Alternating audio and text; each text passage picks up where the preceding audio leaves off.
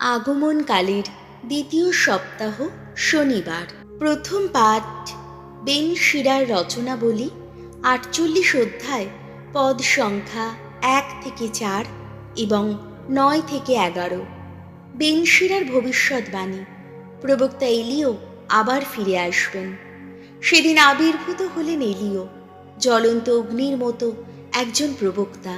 তার বাণী যেন মশালের মতোই জ্বলে উঠল। লোকদের ওপর তিনি ডেকে আনলেন দুর্ভিক্ষ। তার ধর্ম উদ্দীপনায় তিনি সংখ্যায় তাদের স্বল্পই করে দিলেন।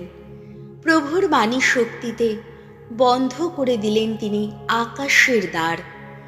তিনবার নামিয়ে আনলেন জ্বলন্ত আগুন। আহা এলিও, তোমার সেই সব অলৌকিক কাজের জন্যে কত গৌরবই না পেয়েছিলে তুমি। তোমার সমতুল্য হওয়ার গর্ব কেই বা করতে পারে?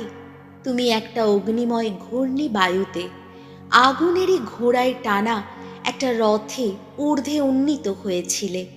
সেই ভবিষ্যৎকাল সম্বন্ধে যে শাসানির বাণী শোনানো হয়েছে, তাতে এই কথা তো বলাই রয়েছে, ঐশ্বরোষ চরমে ওঠার আগেই তা শান্ত করবে তুমি।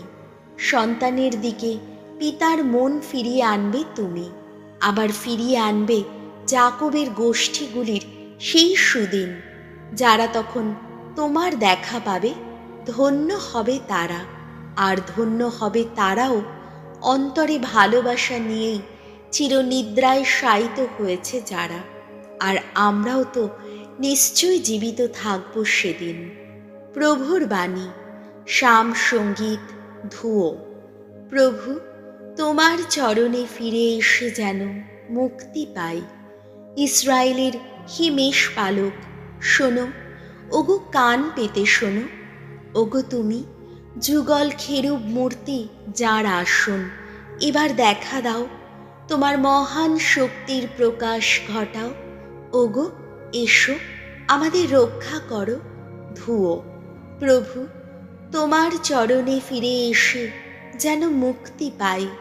হে ঈশ্বর, ওগো বিশ্বপতি, ফিরে এসো তুমি। স্বর্গ থেকে নত হয়ে চেয়ে দেখো একবার, এই আঙুর গাছটির ব্যাপারে যা করার করো তুমি। এর মূল কাণ্ড তুমি তো নিজের হাতে রোপণ করেছ। ধুয়ো। প্রভু, তোমার চরণে ফিরে এসে যেন মুক্তি পাই। ওগো, যে তোমার ডান পাশের মানুষ, সেই যে মানব পুত্র, তুমি নিজেই যার সব শক্তির উৎস, এখন তার সহায় হও তুমি। এরপর তোমাকে ছেড়ে আর দূরে যাব না কোথাও। ওগো, আমাদের বাঁচিয়ে রাখো, স্মরণ করব আমরা তোমার নাম। ধুয়ো। প্রভু, তোমার চরণে ফিরে এসে যেন মুক্তি পাই। বাণী বন্দনা। জয় জয়, প্রভুর জয়। তোমরা প্রভুর আসার পথ প্রস্তুত করো, প্রভুর আসার পথটি সুগম করো। ঈশ্বরের ত্রাণ কর্ম দেখুক সকল মানুষ। জয় জয়, প্রভুর জয়। মথি রচিত মঙ্গল সমাচার, ১৭ অধ্যায়, পদ সংখ্যা ১০ থেকে ১৩। এলিও এলেন, কিন্তু ইহুদিরা তাকে চিনতে পারল না। পাহাড় থেকে নেমে আসার সময় শিষ্যেরা যিশুকে জিজ্ঞেস করলেন, আচ্ছা, শাস্ত্রীরা কেনই বা বলেন যে আগে এলিয়ের আসবারই কথা? যিশু উত্তর দিলেন, সব কিছু নতুন করে দাঁড় করিয়ে দেবার জন্যে এলিয়ের সেই আসবার কথাটা ঠিকই বই কি। তবে আমি তোমাদের বলছি, এলিও তো ইতিমধ্যে এসেই ছিলেন, কিন্তু লোকে তাকে চিনতে পারেনি। তার সঙ্গে তারা যা ইচ্ছে তাই করেছে।